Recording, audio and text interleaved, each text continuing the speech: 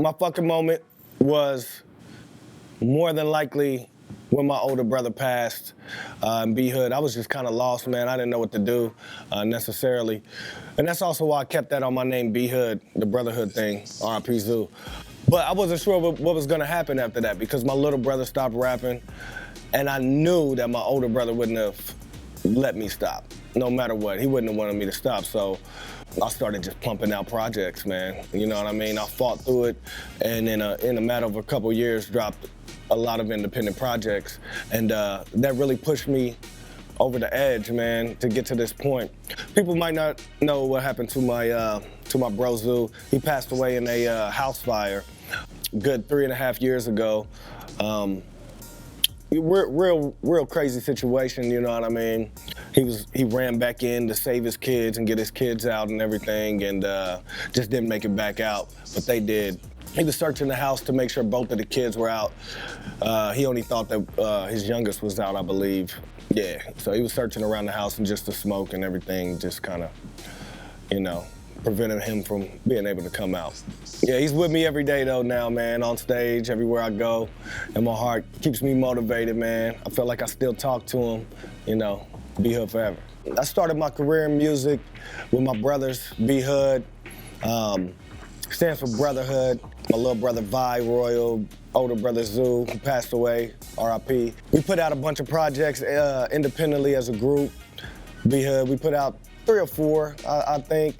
My first solo project was Just Landed. It was a mixtape I recorded and mixed myself in my basement, probably 2010, I believe, 11 that was. That was right after Worldwide Choppers. And then I did Brain Scatter, Adderall, Brain Scatter 2, Symptoms, Breaking Bad News with my homie Info Gates. Working really hard independently, man. I like to do it. I was loving doing it on my own, you know what I mean? But shit, yeah, then I got signed about 9 months ago, and here we are. Signed to Strange Music. A big dream. It's like, you know, when you're from Kansas City, getting signed to Strange Music is like playing football and getting signed to the Chiefs, you know what I mean? That's like the hometown team, you know what I mean? So it's a major thing, a very, very big deal from where I'm from. And plus I grew up down the street from Tech 9. So from Tech 9 in Big Scoop, 56 in Highland, that's one of the main areas I grew up in the city. So he's known me since I was a little kid. That's right around the time he was working on his album, The Calm Before the Storm. So for me to be on the Calm Before the Storm tour is like a major thing, you know what I mean? It's just kind of funny how that worked out, you know what I mean? My first tour is the Calm Before the Storm. It's crazy. Long time ago, you know, right around the time I did Worldwide Choppers, probably 2011, Tech was talking about signing me. He was talking really hard about signing me, so I just knew that was gonna happen. And series of events prevented that from happening. I didn't know my direction then, but I just worked and worked, kept doing music. Always felt like I had to do so much extra to just be on these levels. And I mean, that's what pushed me to do it, you know what I mean, that way. They did the show, this is when they formed Strange Music, this particular show, and I was a high school kid on that show, you dig what I'm saying?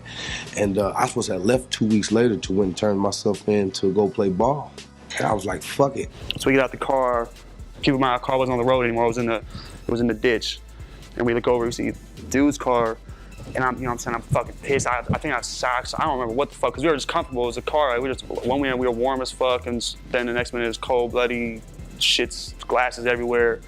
To me, I consider myself a very personal rapper, so there's a ton of them, to be honest, that really hit home. But I would say the intro to The Life and Times of Johnny Valiant is very, very real, because I talk about writer's block and disappointing fans. There's like 4 or 5 cops pull up to this gas station, and one of our guys who's on the tour is coming out of the gas station, sees the driver, and he's like, hey, what's up? You know, what's going on? What's the deal? Is everything all right? Somebody messing with you? Because we had been really cool with her. We had never had any beef with her. She's like, excuse me, I'm talking to the police right now. And it was like, oh, snap, okay, like, hold up.